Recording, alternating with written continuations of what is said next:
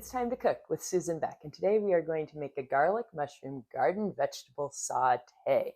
And I have some beautiful garden vegetables here that we are going to use. Let's take a closer look at what I have. Today my vegetable choices are completely from my garden with the exception of the mushrooms. I will be using Swiss chard. Kale or spinach would work well in this recipe too. Any kind of mushroom would be tasty. I also have cherry tomatoes, onion, and garlic scapes. I am seasoning with basil, a garlic mushroom olive oil, salt, and a pensy spice called Mural of Flavor. Now, I mentioned a couple ingredients that are a little less common. These were given to me by a friend, and they do make a delicious saute. This comes from the Calico bean market. It's garlic mushroom olive oil, but just use any olive oil that you have in your house. It will be just fine. This Mural of Flavor is from Pensy Spices, and it includes onion powder and garlic powder and some lemon peel, as well as some chives. You probably have those in your spice cabinet, so just make your own blend.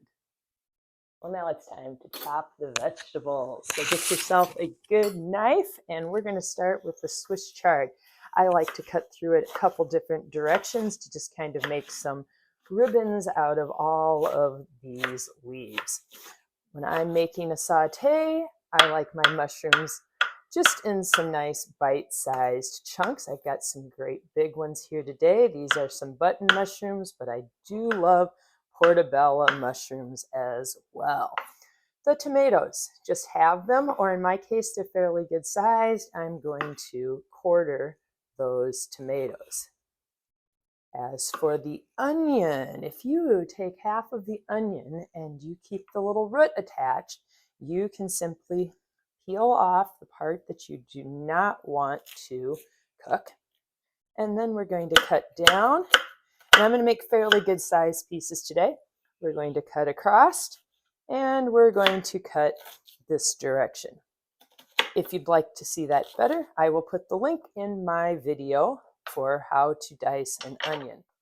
Next, we have a garlic scape. Now, these are cut off of your garlic plants early in the season, but by this time of year, if you're out of garlic scapes, just use a garlic clove. I'm just going to dice that up into small pieces.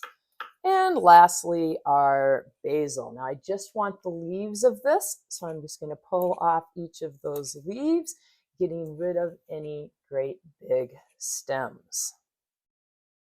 Stack all of those basil leaves together, give them a little roll, and take your knife and run it through. I'm turning my pan on to medium high, and I am going to put in a tablespoon or two of that wonderful garlic mushroom olive oil. Again, use any olive oil that you have. Let this get a little bit warm, and then the order of my vegetables will be the ones that need the longest to cook. So I am going to start with the onions and the garlic scapes. When the onions begin to look a little translucent, we're going to throw in the mushrooms next. At this point, I like to add my salt and my freshly ground pepper. Now that my mushrooms are getting softened and a little bit brown, it's time to add in whatever greens you're using, whether that be my Swiss chard today, kale, spinach, even cabbage could go in. Now, I think it helps a little bit to wilt that down if I give it a little stir, and then I put on the lid for a minute. The greens are wilted, so the last step is the tomatoes that just need the slightest bit of heat, and that fresh basil. I'm going to shake on that Mural of Flavor and add my lid for one more minute. So I'm serving up that garlic mushroom garden vegetable saute with a pork chop marinated in my wonderful chimichurri sauce. Check that out on my YouTube channel.